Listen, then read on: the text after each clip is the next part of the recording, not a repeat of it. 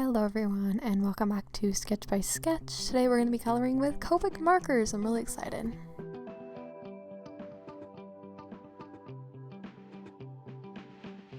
Alright, so I'm trying out a new microphone yet again, so just please bear with me, but let's go ahead and get right into this. I'm going to show you all my steps on how I'm going to color this with COPIC markers. Alright, so first we have all the tones we're going to use for our skin tones, and I'm going to get into more detail on what these are, and some of them don't look quite right for skin, but you'll see what I'm going to do with all of them.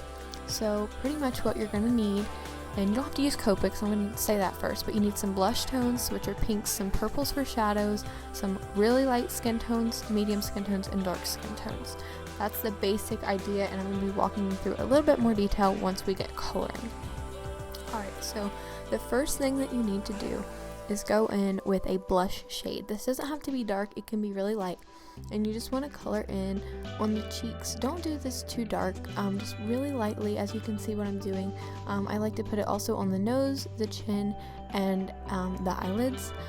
This is a little bit different if you're drawing like a girl character because she's going to have more blush. Alright, next you're going to go in with your light purple shade. This is not like bright purple, it's a really desaturated light purple. And you're going to put it everywhere where there's going to be shadows. I'm not really good at explaining this, so please just watch what I'm doing and hopefully it can be helpful to you. I know I'm probably not making a lot of sense, but just watch it. You can watch it over again and pause, do whatever you need to do. Also, I'm going to try to link some of the names of the colors down below so that you can follow along. Again, like I said, you don't have to use Copics, use any markers that look like the same colors. Next, we're going to go in with that really light skin tone, and when I say really light, I mean really light. Even if you're drawing like more of a tan skin tone, you need to start out with this and you can build up the colors later. Now I pretty much just color everything in, coloring over top of the blush and the purple that I already put down. So just color over everything and give it a nice layer.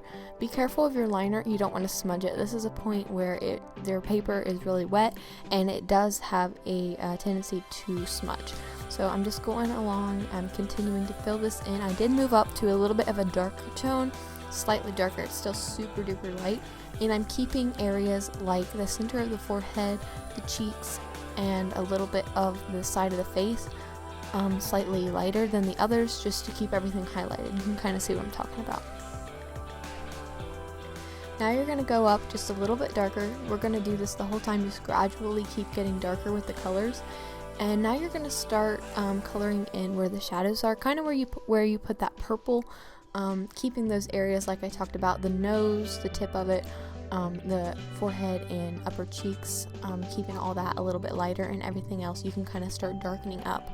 As you can see, my colors just keep getting a little bit darker, and I'm trying to work a little bit quickly, not letting this completely dry in between each layer. Keeping the page just slightly wet helps everything blend together a little bit easier, and just take your time with this, but be sparingly with the markers. You don't need to go crazy at it, and once you add darker colors, you can't take them back, so you have to be careful where you put them. It's better to go back in and add more color later than to have to try to fix it and go in with paints to make it lighter and stuff like that.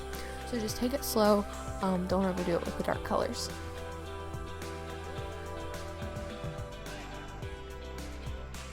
Another place I never remembered to add shading was under the lip. I don't really do it above the lip, but under the lip makes it look a little bit more 3D and a little more lifelike. So if you haven't been doing that, then try it out and see what you think.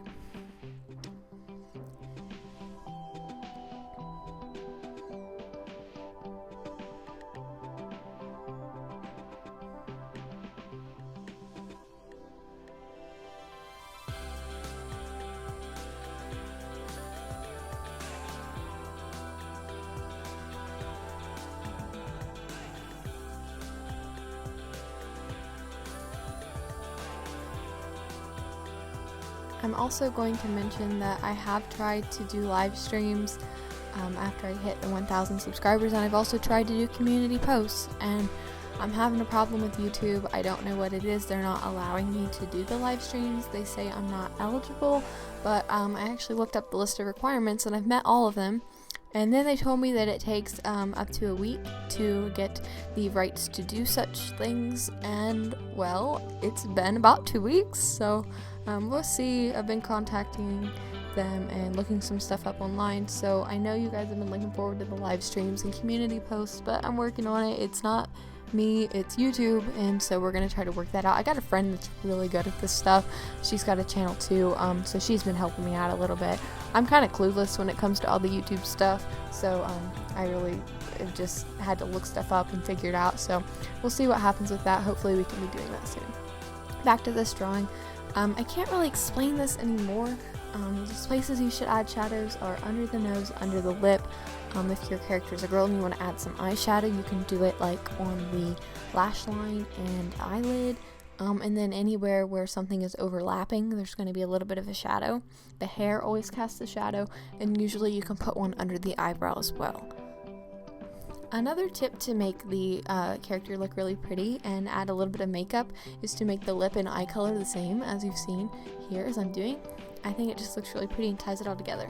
Alright, now you're going to go back in with a darker blush color and put it in the same place that you put the blush in the first place, but this one's just a little bit darker and you're going to be able to notice it a little bit more. I think this is looking so pretty. Alright, go back in with that purple shade right over top of your shadows just to add a little bit more depth to the drawing. You can do this lightly, you don't have to go crazy here. You don't want her face to look purple, but that shadow just makes it look a little bit more realistic. Alright, now go back in with that original color that we used, the lightest skin tone we've used, and you just want to color over everything else, and that's just going to help it all blend together. This is the finished version of the skin, and now I'm going to do a quick time lapse for you coloring in the beast.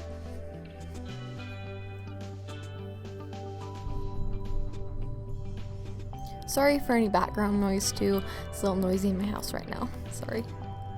Alright, next we're going to use that same method, purple, light tone, medium tone, dark tone. We're going to color in her dress. So use that purple tone, go ahead and go in and mark in your shadows. This is just really going to help you. It's not really adding any dark colors, so you can just kind of map out those shadows, and if you make a little bit of a mistake, it's alright because you can't really tell.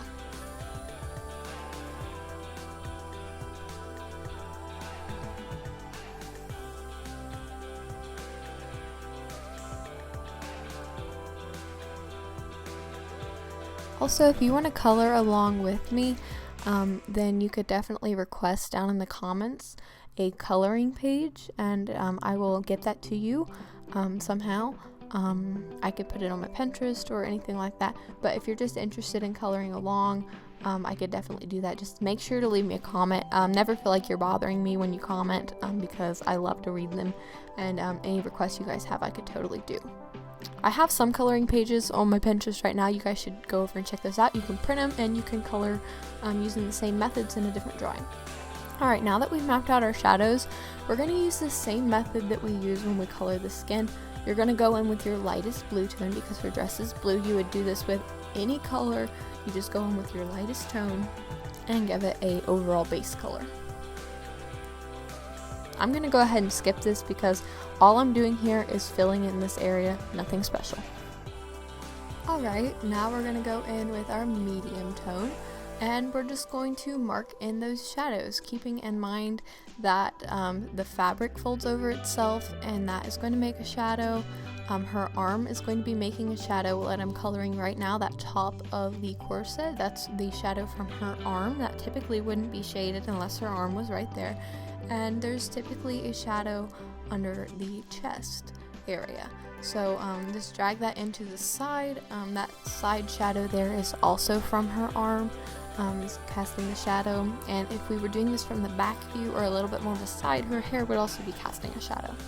Also, this dress is a two-piece dress.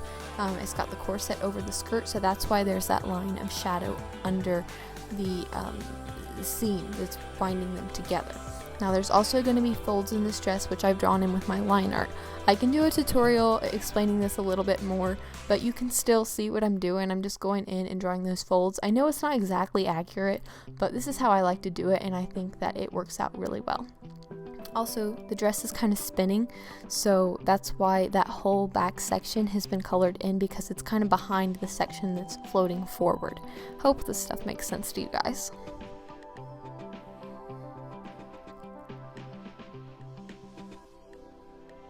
Alright, now you're going to go in with another darker color. This isn't the darkest we're going to use, but it is still a little bit darker. And you're just going to reinforce those shadows. Don't completely cover over them, leave a little bit of them there. As you can see, you can still see that other color, but now we're just deepening it a little bit. So just watch what I'm doing and you can follow along.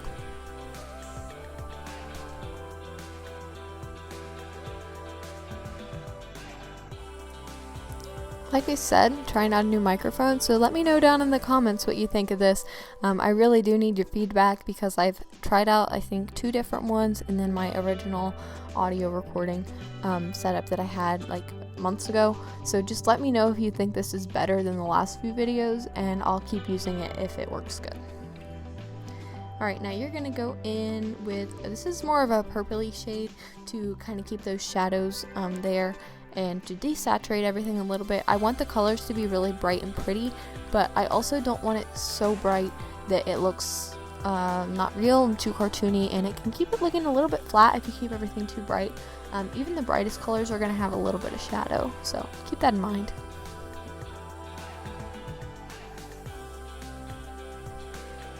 We're just doing the same thing over and over again. And if you look really closely on my page, I'm going to just keep saying the same things because it's pretty much the same thing over and over again. You can see the ink actually pooling up when I'm drawing on it. That's because I'm working very quickly and I'm keeping the page wet. This makes the colors blend together because they're not fully dried, so they all just kind of, the alcohol binds together and the colors actually when you're drawing. So that's what keeps the colors looking so blended and not just laying over top of each other. Just go back in with that original color now to keep everything blending together, and that's pretty much all you do to finish this part of the drawing off. Just go in as many times as you feel like you need to blend that color in. Now you just go in with a little bit more purple because I feel like it lost a little bit of that when I went in with that last layer, and I think that really adds a lot of depth and makes it look really pretty. Alright, now we're going to go in and color her shirt. I'm going to go ahead and speed this part up a little bit because I feel like I just keep saying the same things, and hopefully you guys are getting the basic idea.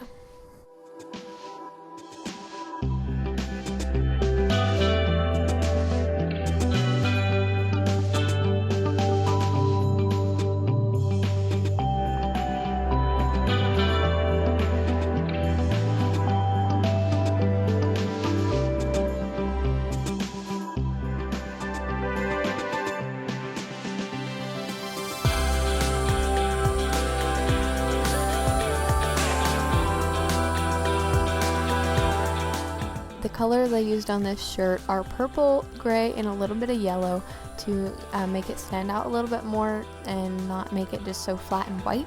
So that's how I colored that. Now I'm going to just do a time lapse again of the beast. I'm not really showing you in depth how I colored him just because it's the exact same as her pretty much.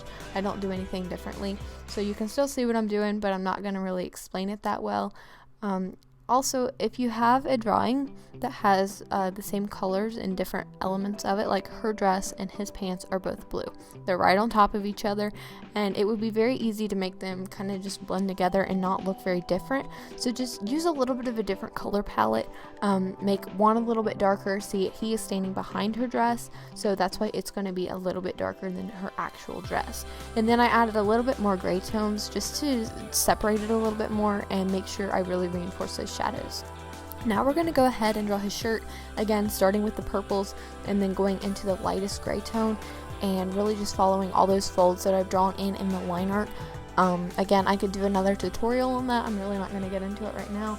It's a little bit complicated and I'm not very good at explaining things. You already know that by watching this video, but yeah, just going to go in, follow those lines. I do recommend using a reference when drawing that stuff, and also using coloring pages. They're not cheating, it helps you really practice. So pick up some coloring pages, go pick up some of my coloring pages, and you can practice, and then you get really good at it. Don't be afraid to go dark with your colors. Some people think that if a shirt or hair or skin is a light tone, that you can't go past like a medium color. And as you can see, this shirt is supposed to be very light, and I went ahead and colored it a little bit darker, and it just adds that depth and doesn't make the shirt look dark. Alright, we're going to start coloring the hair now. We've got that same setup, purples, light, mediums, and darks. Go back in with the purple. Her face and her arm and a little bit of the back of her dress is creating a shadow, so you're going to add that in. And her other arm is creating a shadow on the other piece of hair. So just look at your drawing, just take a second to pay attention to it, and you'll be able to see where your shadows are supposed to go. That's something I a little bit struggle with, finding where to put the light source and where the lightest part of the hair, face, whatever should be. But I usually just kind of go with what I think it should be. That's probably not the greatest idea, but you can use references and just try to really think about where the light's coming from and where there's going to be shadows cast, and that should really help you.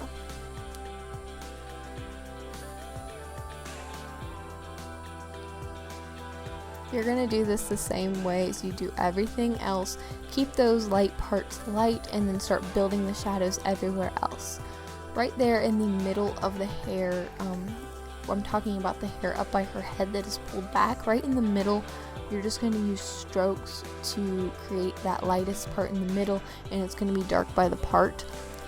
You're going to not really go in a circular motion. You want to use strokes to create like the strands of hair, a little bit different than when you do anything else. Everything else you want to be coloring in a circular motion to keep everything evenly blended.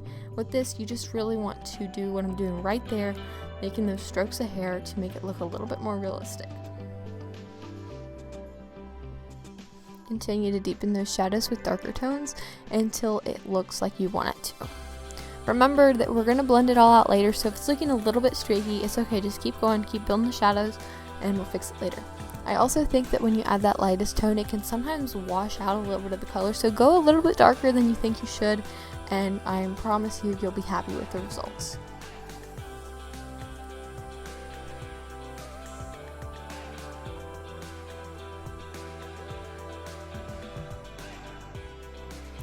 You can also go back in with colored pencils after you're finished. I don't really do this that much, and I'm not doing it in this drawing, but it is another tip that you can use.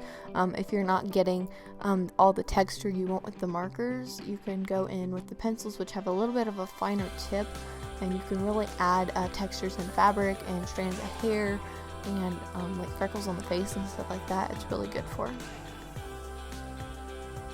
They also sit right on top of markers because they have a waxy finish, so that makes it really great for adding patterns and things like that. Just remember that you need to be completely finished using the markers before you go in with colored pencils. Because of the waxy finish, markers don't like to sit on top of them and it won't dry, and it'll just get really messy and it'll smudge. So just go in, do the markers completely, and then you can put all the colored pencils on top that you want to. I think this hair turned out really beautiful. I haven't practiced coloring it in a while, but I had a lot of fun with it. So we're just going to finish coloring the beast here and add in a quick background, and that's pretty much going to be it for this drawing. I hope you really enjoyed watching this. Hopefully I helped you. If it was a help, please let me know down in the comments so I can do more tutorials like this, or if there was something that I could do better, please let me know.